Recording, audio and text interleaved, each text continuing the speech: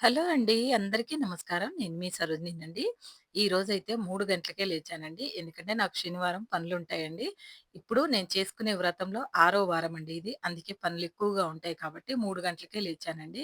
లేచి అంతా నేను స్నానం అది చేసుకొని వచ్చేసరికి 3:30 అవుతుందండి ఇక్కడికి.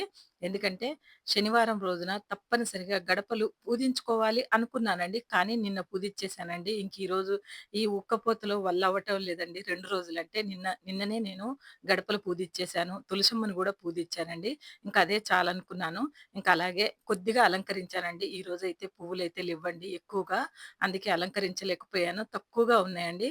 ఇలా నా పొద్దున్నే ఇవన్నీ పొద్దున్నే చేసుకున్నానండి. ఎందుకంటే తెల్లారుజామున లేచిందే దానికోసమండి. ఇవన్నీ క్లీన్ చేసుకోవాలి చక్కగా అన్నట్టుగా. అన్నీ గూడా బావుండాలండి మనకి.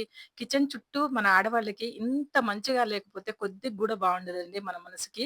ఇదంతా కూడా చేసుకుంటాం. చేతనైన వాళ్ళు చేతనైనట్టు చేసుకోవచ్చండి ఈ పనులు. చేతకాని వాళ్ళ పరిస్థితి ఇంకా వాళ్ళు పని వాళ్ళ మీద ఆధారపడి చేయించుకుంటారండి. కానీ చాలా మంది మాత్రం ఇంటిని గురించి చాలా శ్రద్ధగా ఉంటారండి. తీసుకుంటారు చక్కగా.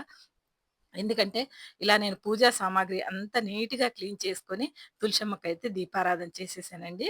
తులసమ్మకి దీపారాధన చేసిన తర్వాత స్టవ్ పూజ చేసుకుంటానండి. తప్పకుండా పొయ్యి పూజ చేసుకున్న తర్వాతే టీ పెడతానండి. ఫస్ట్ పాలు వేడి చేసి పక్కకు పెట్టుకుంటానండి. స్వామివారికి ఏదన్నా పెడతాను కదా అని.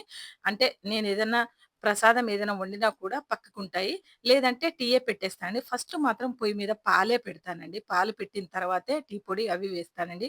ఎప్పుడు కూడా పొయ్యి పూజ చేసినా, మొదటిసారి మనం ఏం చేసినా కూడా పాలు పెట్టండి.